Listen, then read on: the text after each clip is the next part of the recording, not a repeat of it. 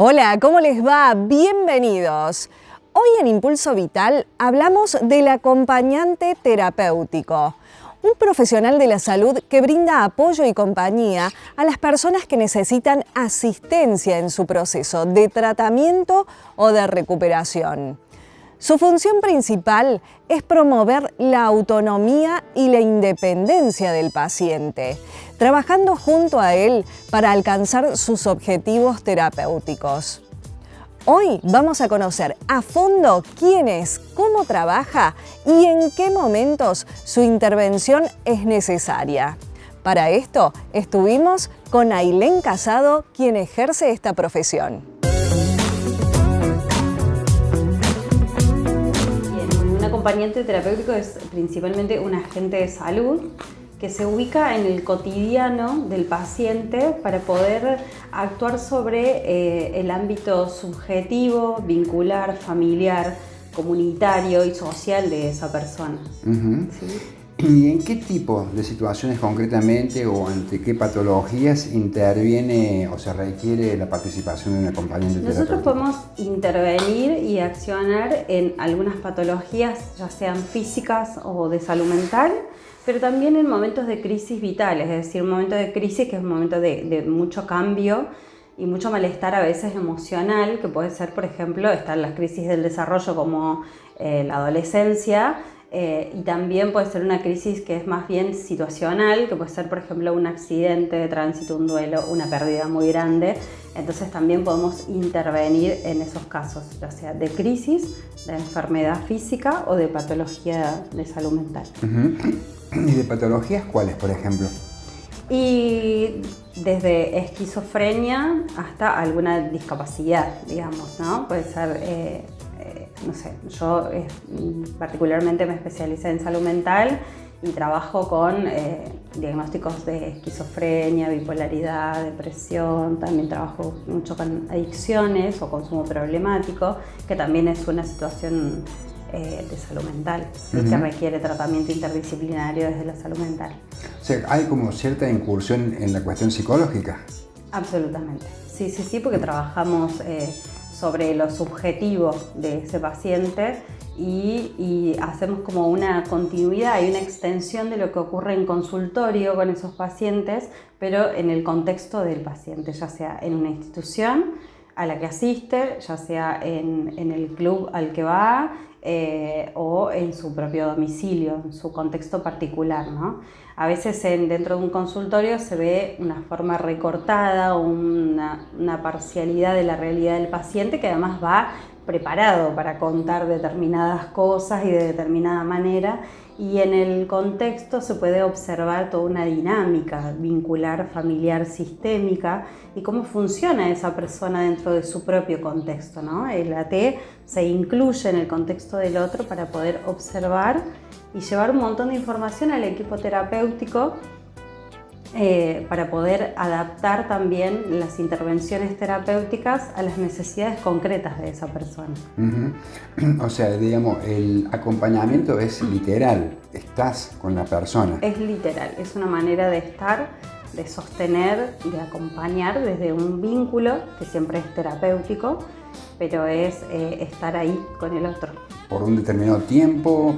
¿Por sesiones? ¿Cómo es en la práctica ese acompañamiento? Sí, el encuadre en general se enmarca en general son hasta 2 horas o un poco más, incluso por día, puede ser algunos días a la semana, pero en general tenemos varios encuentros semanales y es por un periodo de tiempo. La idea es que no sea vitalicio, pero si bien hay casos que sí necesitan de forma vitalicia tal vez un acompañamiento terapéutico, ¿no?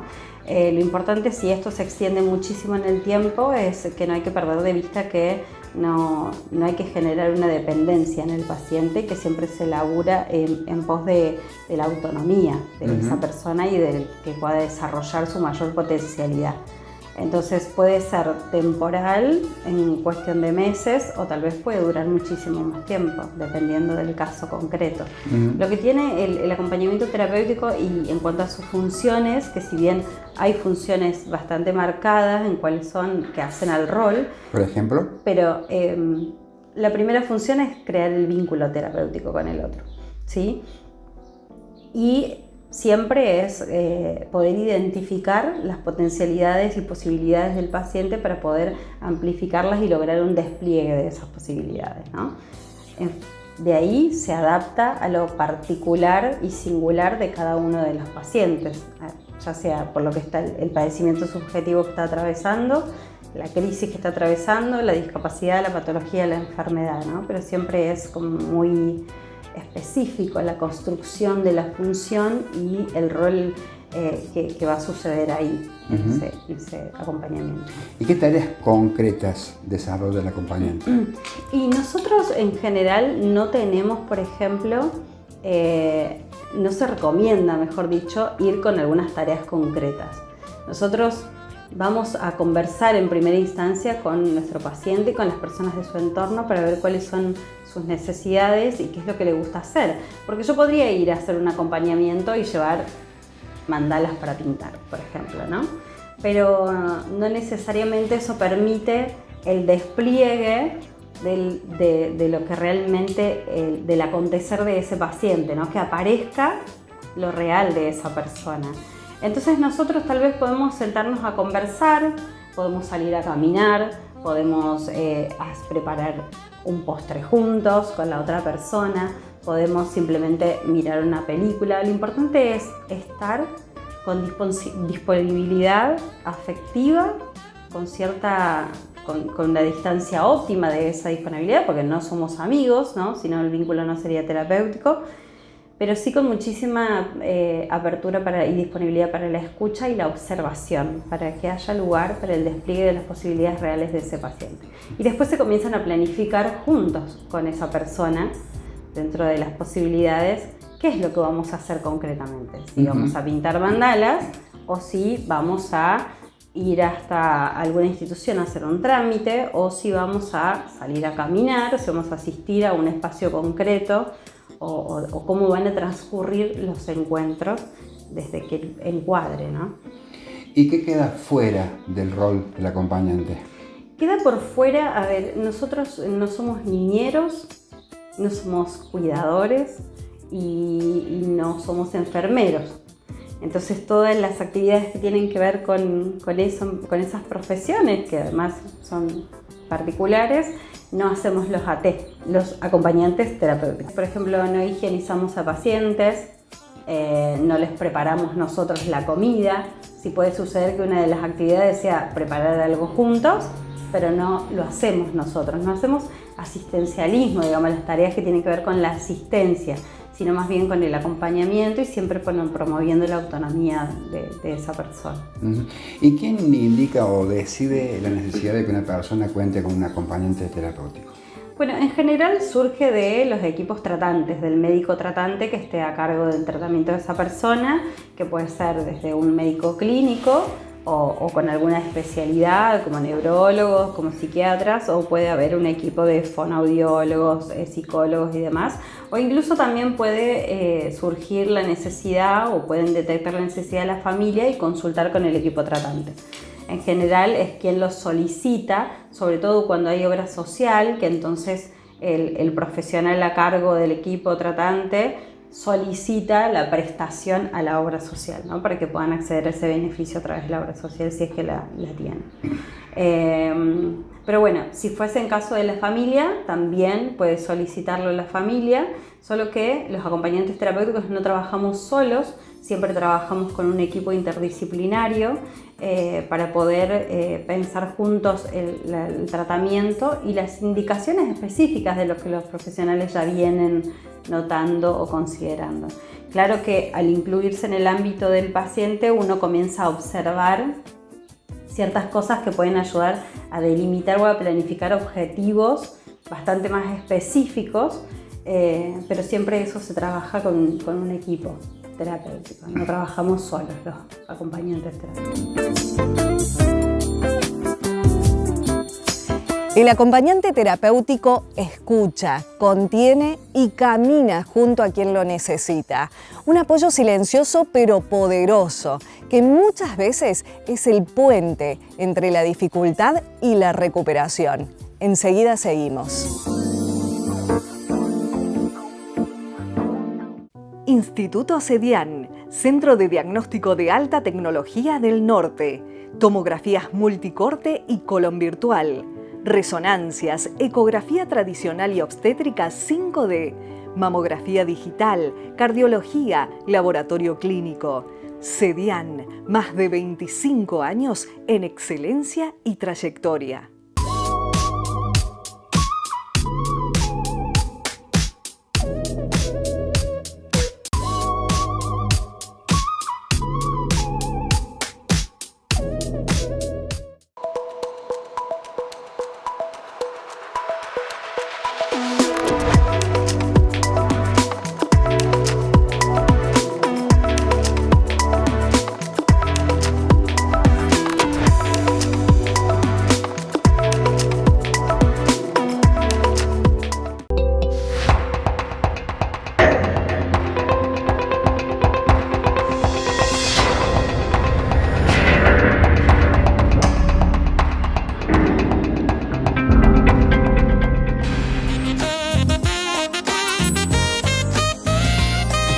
Continuamos con Ailén Casado, quien nos dice ahora si se establece un vínculo emocional entre el profesional y el usuario de este servicio.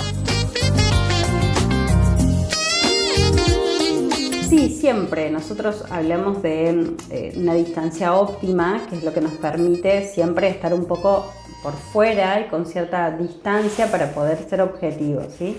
Pero igualmente trabajamos a través del vínculo terapéutico. Esto es... se logra con una especie de disociación, digamos, ¿no? Que permite la distancia óptima para lograr ese vínculo terapéutico, para que nuestras intervenciones sean terapéuticas en sí. Y muchas veces este vínculo también funciona como modelo o referencia vincular, ¿sí? La otra persona puede observar una manera que uno le ofrece de ser, de estar con otros, y entonces poder tomar ciertas cosas para sí mismo y apropiarse de eso para llevar hacia otros vínculos, ¿no? Entonces desde ese lugar el vínculo tiene mucha cercanía, pero siempre es importante no perder de vista que tiene que seguir siendo terapéutico. Por eso no hay una amistad. ¿Trabajan con edades distintas, desde un niño hasta una persona adulta mayor? Sí, con todo el abanico de edades posibles. Sí, no hay una restricción respecto a eso. ¿Y qué tanto influye el acompañante en el comportamiento, en los beneficios que esa persona puede tener este servicio? Bueno, muy ampliamente, pero bueno, yo creo que desde el momento en que el acompañante se ubica en el contexto de esa persona, se empiezan a modificar cosas, porque ya la sola presencia de alguien más modifica el estar de cada uno, ¿no? Entonces, si bien pueden aparecer, en muchísimos casos aparece la resistencia de que el paciente no necesariamente está contento con la presencia del otro en su espacio personal. De un desconocido. Es un desconocido. A veces se puede desconocer también cuál va a ser la función de esa persona, y entonces ¿a qué viene? ¿A vigilarme, a entretenerme? ¿A qué? Entonces eso se construye, se trabaja con psicoeducación hacia la persona y hacia el ámbito familiar, de cuál va a ser nuestra función, qué vamos a hacer, pero siempre el estar en un espacio personal de otro modifica un montón de cosas, desde lo que sucede ahí, desde la disposición del espacio y desde cómo se toma también, cómo se incorpora o no ese estar del otro. Como vimos, el acompañante terapéutico es un sostén humano, un vínculo de confianza y muchas veces una guía en los momentos más complejos. Muchas gracias a Ailén Casado por permitirnos conocer sobre este importante rol.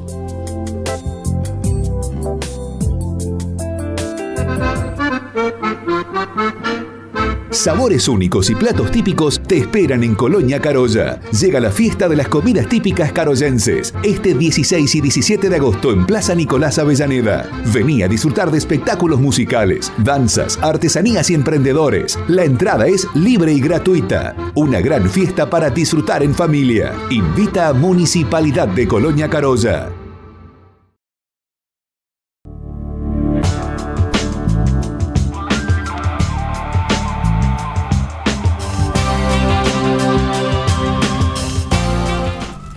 Una chispa, un descuido, una llama que se descontrola.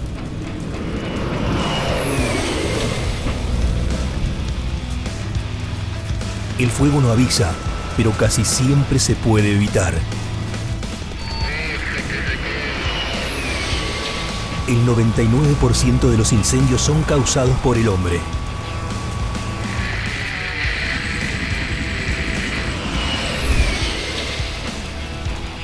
No desafiemos al fuego.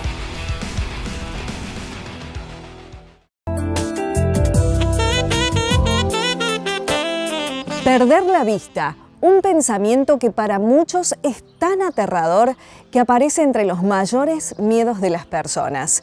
A esto se refiere ahora el doctor José Luis Bulacio. Mucha gente me dijo o me dice en el consultorio: uy, doctor, tengo miedo, me tengo que someter a una cirugía y tengo miedo. Es lógico, no esperemos llegar sin miedo, cada uno lo manejará a su manera, ignorándolo, negándolo o diciéndolo. El tema es ¿por qué? Porque ya se han hecho encuestas callejeras, inclusive en el mundo, sobre los miedos del ser humano. Y el principal miedo del ser humano es el miedo a la muerte. En distintas maneras lo decían aquellos que tenían miedo a un accidente, a una enfermedad incurable, a un golpe, lo que sea. Mientras tanto, después de eso, el segundo miedo que tiene el ser humano es el miedo a quedar ciego. Y eso se lo decían así en forma clara, y es lógico. Tengan en cuenta que la naturaleza nos dio 5 sentidos, y de esos 5 sentidos hay 3 que no son muy tenidos en cuenta en la misma medida que 2, es decir, el olfato, el gusto y el tacto. Pero quedan el oído y los ojos. De esos 2 sentidos, a su vez, el ser humano ha escogido el ojo como el mejor medio de comunicación y el que le da la sensación de que está incluido en el mundo. Por lo tanto, es lógico que lleguen a un procedimiento, aunque sea en un solo ojo, con un miedo interior a él. Pero tengan en cuenta que hay patologías como la catarata o el glaucoma, por decir algunas, que son enfermedades que a su vez, igual que la retinopatía diabética, están dentro de las 3 enfermedades con mayor ceguera evitable en el mundo. Es decir, que son personas que tienen que superarlo, porque si no, inevitablemente van a ir perdiendo cada vez su visión, y muchas de ellas, tomadas a tiempo, nos van a dar a nosotros mejores resultados. Y el paciente tiene que entender esto antes de someterse a una cirugía oftalmológica, para colaborar con el médico durante la misma, que hoy en día la gran mayoría son cirugías con anestesias locales, el paciente está despierto y se marcha a su casa. El miedo a quedar ciegos nos recuerda que cuidar la vista no es opcional, es un compromiso de todos los días. Por eso es tan importante detectar a tiempo, prevenir y atenderse con un profesional. Centro de Oftalmología Avanzada del Dr. José Luis Bulacio, referente nacional e internacional con más de 30 años en la zona, alta complejidad en diagnóstico y cirugía láser, trasplante de córnea, oftalmopediatría, 10 especialistas en permanente actualización. Atendemos obras sociales. John Kennedy 229, Jesús María. El moderno centro de salud de la Municipalidad de Estación General Paz está equipado para tu bienestar con más de 20 especialidades. Incluye rayos X, ecografía, ginecología, odontología y un área de rehabilitación. Atención las 24 horas. Tu salud en las mejores manos. Todo el día, todos los días.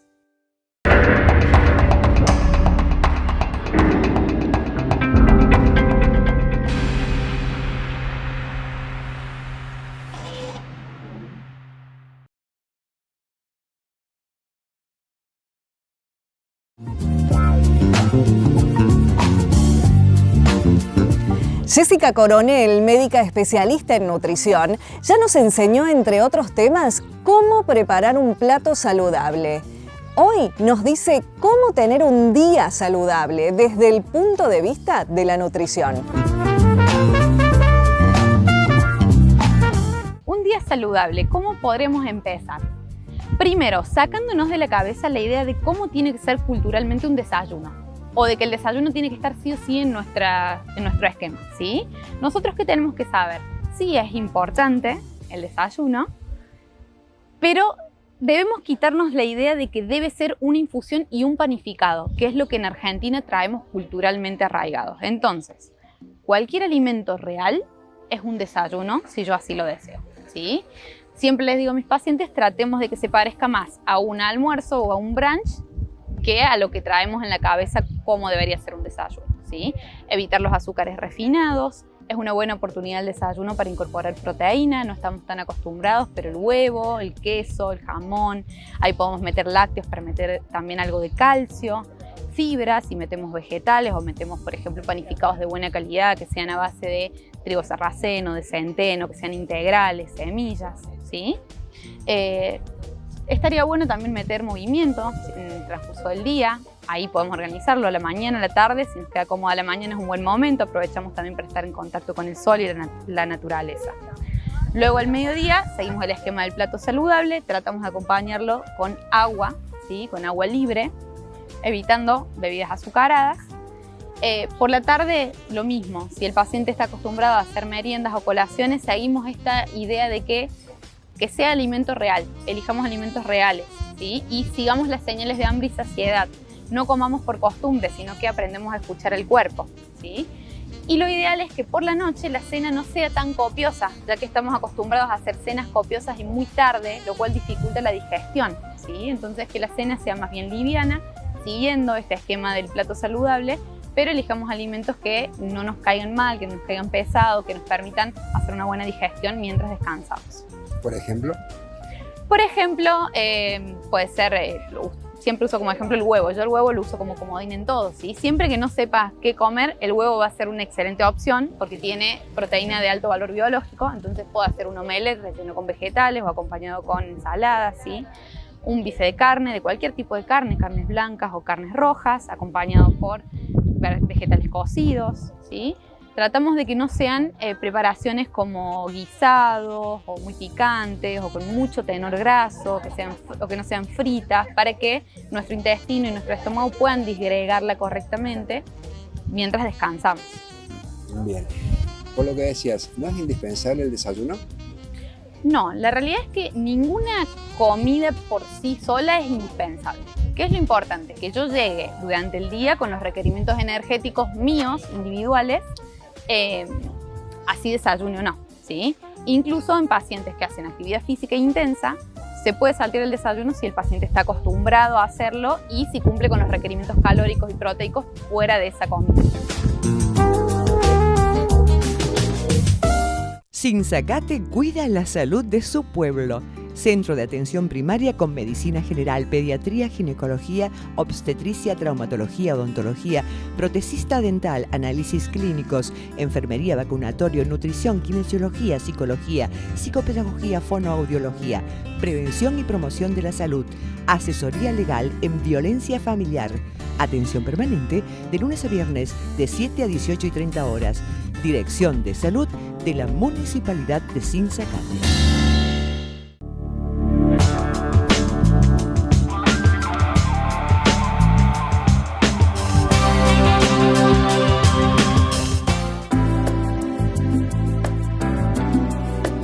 lo completamos al día saludable con ejercicio. No importa la edad, el tiempo o las limitaciones físicas, siempre hay algo que podemos hacer. Totalmente.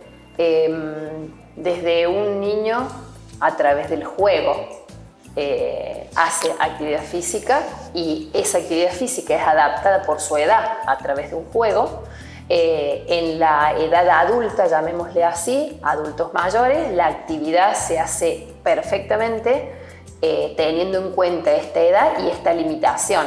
Obviamente, en cada edad hay actividades que no son recomendables.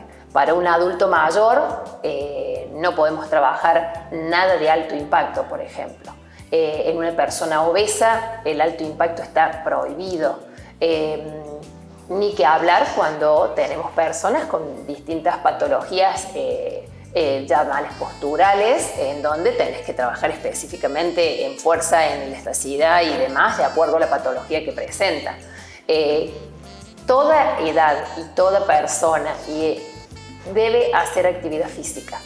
Obviamente, lo aconsejable que es no ir a cualquier persona, sino buscar una persona, y más cuando hay alguna patología, buscar algún profesional idóneo en el tema, porque realmente la actividad física, como así tiene sus beneficios, mal hecha la actividad física también tiene sus pronósticos malos, digamos. Entonces, cuidado con eso, nada más. Simplemente para cada edad, cada actividad física, haciendo lo mejor, digamos, para teniendo en cuenta esa variante, ¿no? Toda persona debe hacer actividad física, decía la profe Edith Parer. Por eso en este programa tenemos un espacio permanente incentivando eso. Y también incentivamos la comunicación, ida y vuelta con ustedes a través de las diversas vías de contacto. El WhatsApp 3525-551-518. En YouTube, Impulso Vital TV, y en las redes sociales Facebook e Instagram, @Impulso Vital TV. Gracias a Bielinas Boutique, quien me viste en este programa con un look divino, un jean precioso con un calce perfecto y además un suéter que queda muy bello en esta ocasión. Pero recordá que ya está cerrando la temporada otoño-invierno y tienen descuentos que podés aprovechar con las chicas de Bielinas Boutique en efectivo y transferencia. Gracias a Bielinas Boutique y gracias a ustedes también. Nos volvemos a encontrar la próxima semana para aprender más sobre salud aquí en Impulso Vital.